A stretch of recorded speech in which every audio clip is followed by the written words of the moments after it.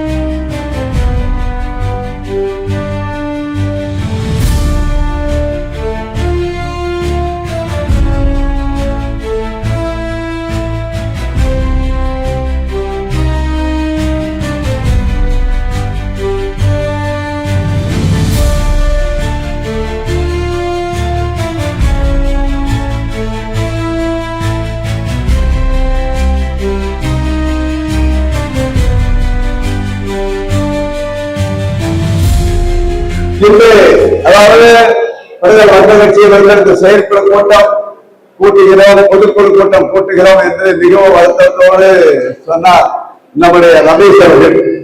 செயற்குழு கூட்டம் பொதுக்குழு கூட்டம் என்பது நாம் கூட்டம் நடத்துவதற்காக இல்லை.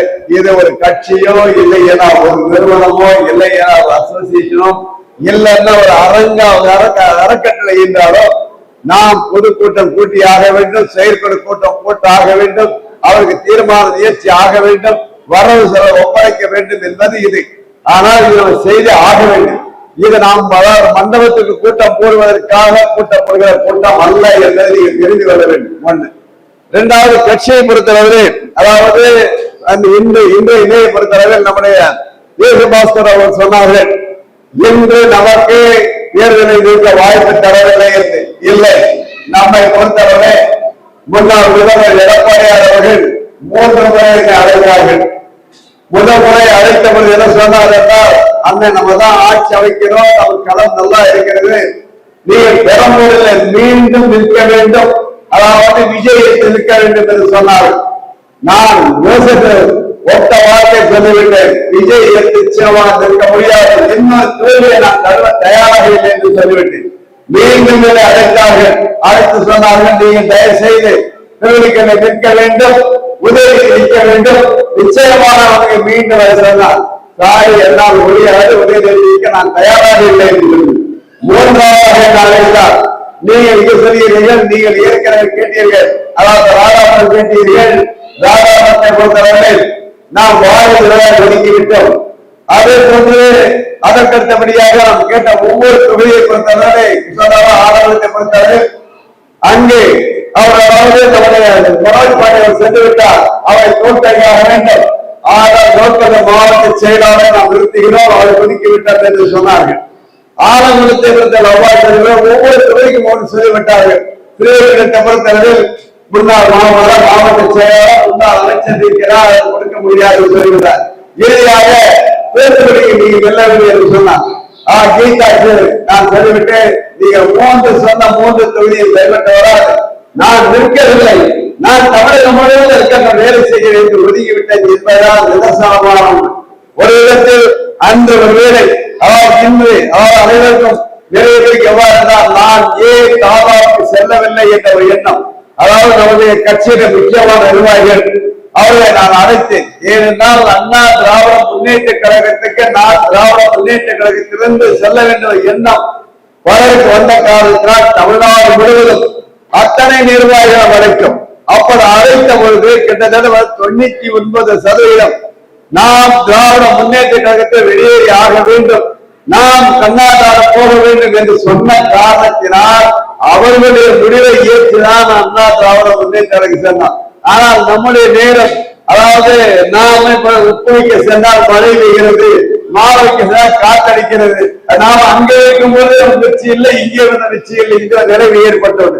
இந்த முறையில் மக்களுக்கு இப்படி ஒரு எண்ணம் சிலருக்கு இருக்கிறது என்ற காரணத்தால் அவர்கள் அழைத்தோம், ஒவ்வொரு நிர்வாகியாக அழைத்து ஒவ்வொரு யோசனை கேட்டவர்கள் அனைவரும் சொன்ன வார்த்தை என்னவென்றால், அதாவது ஜோசப் விஜய் அவர்களுக்கே தம்மீது நம்பிக்கை இல்லை, அவர் நம்பிக்கை இருந்தால் ஏதோ ஒரு தொகுதியை தேர்ந்தெடுப்பார், அவர் 2 தொகுதியை தேர்ந்தெடுப்ப காரணமே ஏதோ ஒன்று ஜெயித்து விட மாட்டோம் என்ற இடத்தில் அவரே பயந்து போயிருக்கிறார்.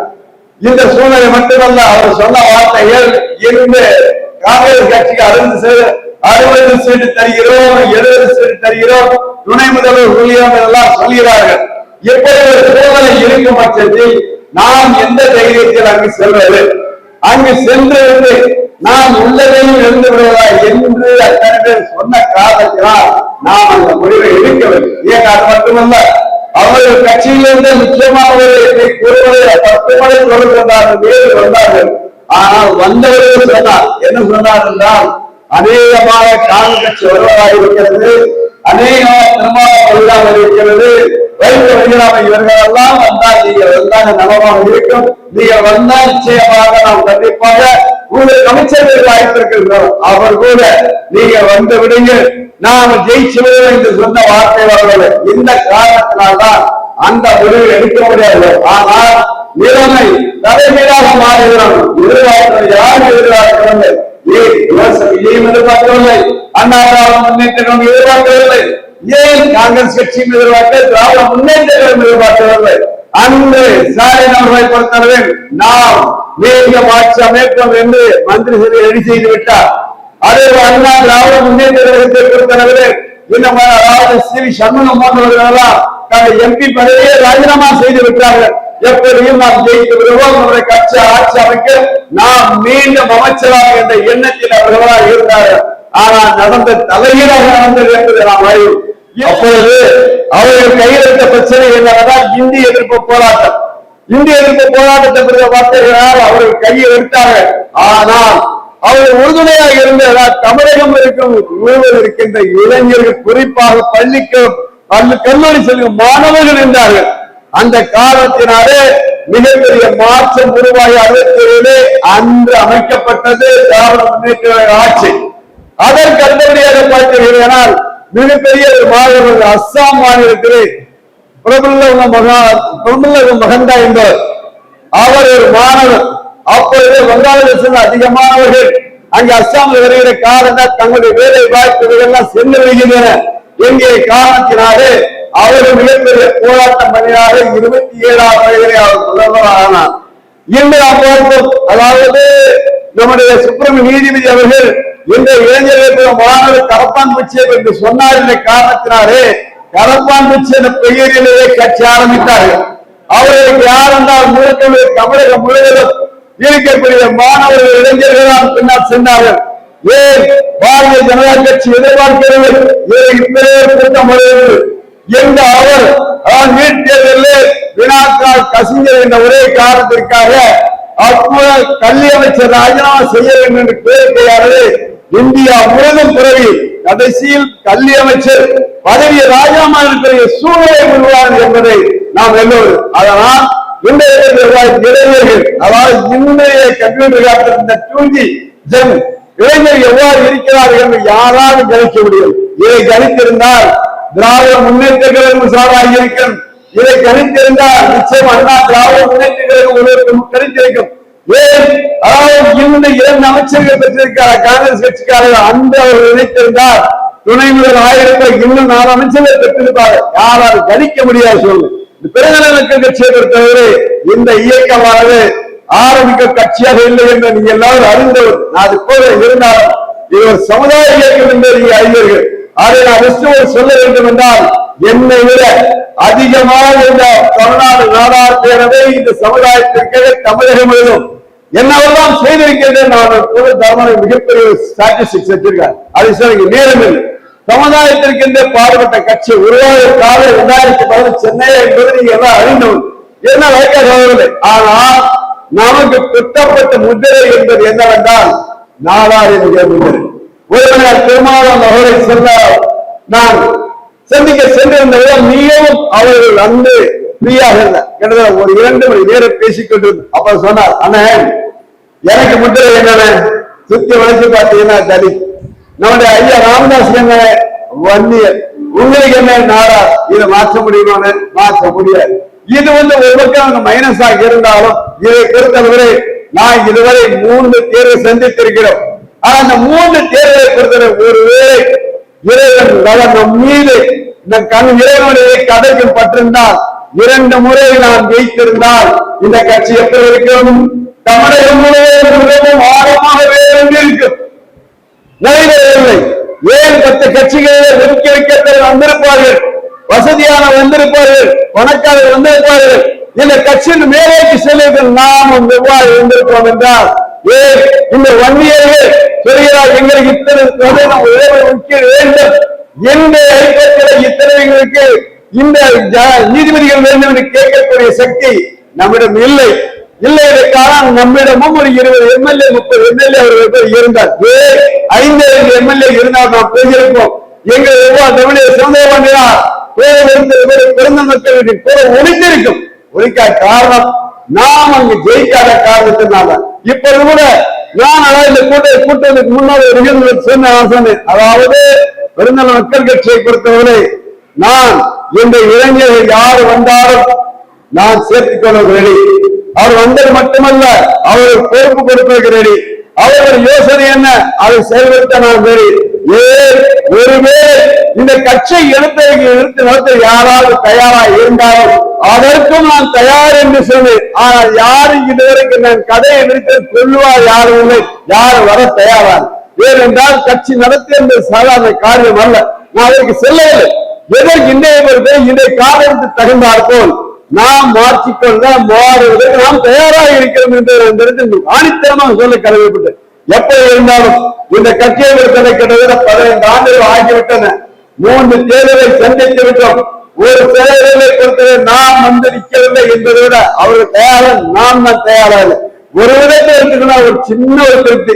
ஒருவேளை நான் நின்றிருந்தால் ஜெயிக்கவில்லை என்றால் மிகப்பெரிய ஒரு இழப்பு வந்திருக்கும். அதிலிருந்து இந்த தப்பிக்க வைத்து விட்டார் என்ற சிறு ஆறுதல் தான். எப்படி இருந்தாலும் பெருநாடு மக்கள் கட்சியை பொறுத்தவரை அந்த 2011 தோல்வி அடைந்தவுடன் நான் ஐயா சிறந்தி ஆயத்தினார் உருவாக்கப்பட்ட அவர்களை சந்தித்தேன். ஐயா இப்படி இருக்கிறது, என்னை கட்சி தோல்வி அடைந்த காரணத்தினால் யாருமே இல்லை, நீ யாராரை அழைத்திருந்தீர்களா? நான் ஒருவர் மட்டுமே இருக்கிறேன். எனக்கு தினம் வருகிறது, அதாவது குறைந்தது 50 போன். ஏன் எந்த சூழ்நிலையில் பிறந்ததை கீழே போட்டு விடாதீர்கள். இதற்காகவே நான் பயந்து பதில் செய்ய முடியாத காரணம் வெளிநாடு சென்று விட்டிருக்கிறது. 10 நாட்கள் பின்பு வந்து அதற்கு பிறகு ஐயாவை சந்தித்தபோது சொன்னார்கள், தம்பி கட்சி நடத்த சாதாரண காரியம் அல்ல, ஆகையால் நீங்கள் பார்த்து செய்யுங்கள் என்று சொன்னார். இருந்தாலும் நான் ஒருவனாக 15 ஆண்டுகள் சுமந்து விட்டு இன்னும் சுமக்க தயாராக இருக்கேன் என்பதை விட யார் வந்தாலும் யார் ஏற்றுக்கொள்ள தயாராக யார் கருத்தந்தாலும் அதற்கு பின்புறமாக நான், அதாவது எப்படி சொல்வார்கள், பெரியவர்களுடைய ஆலோசனை இளைஞருடைய விவேகம் வலிமை வேண்டும். நான் அதற்கு தயார். நிச்சயமாக இந்த கட்சியை பெறுவது எந்த சூழ்நிலை நானாக போட மாட்டேன், நானாக இருந்தவர்களை கீழே போட மாட்டேன். பெருந்தலை பொறுத்தவரை கிட்ட நெஞ்சிலே வைத்திருப்பானா அதான் நான் இறுதி வரைக்கும் இருப்பேன் என்பதை விட நீங்கள் எல்லோரும் இருக்க வேண்டும். ஆனால் அதாவது இந்த சூழ்நிலை எவ்வாறு என்றால் தனிவருவனாக இருக்கிறேன். தனிவருவனாக எல்லாம் இருக்க எல்லோரும் சேர்ந்து கைப்பற்றினால் நிச்சயமாக நான் எனக்கு அதை பற்றி எந்த சந்தேகம் இருந்தாலும் எல்லாத்தையும் இந்த தோல்வி தொடர்ந்து வந்த காரணத்தினால் இந்த முடிவை நான் யாரை இறைவனிடம் விட்டு விட்டேன். அதாவது ஈஷாயதா சத்குரு அவர் சொல்லார்கள், நடந்தால் நலம், நடக்கவில்லையா ரொம்ப ரொம்ப நலம். ஏன் அப்படி என்றால் நடந்து நடக்கிறது ரிஷப் தான். அதாவது நடந்தால் அது உள்ளே இருக்கும், நடக்கவில்லை எல்லாம் அது இறைவனே இருக்கும். ஆகையால் இறைவன் எப்போ நினைக்கிறார் என்பதை விட நம்முடைய எண்ணம் என்றால் சமுதாயத்திற்கும் தமிழுக்கும் தமிழ் மண்ணுக்கும் எதையாவது செய்ய வேண்டும், நாளை சந்தையினால் பயனடைய வேண்டும், நாளை சந்தையினால் பேச வேண்டும் என்பதற்காக நாம் உழைத்து வருகிறோம். இதற்கு வழியை காட்ட வேண்டும் என்றால் தமிழகத்தில் உள்ள மக்கள் இறைவன் தான் வழிகாட்ட வேண்டும். ஆகையால் இன்று நான் சொன்னது ஒன்றை தாண்டிவிட்ட இந்த காரணத்தினால் இதோடு முடித்துக் கொள்கிறேன். நன்றி, வணக்கம்.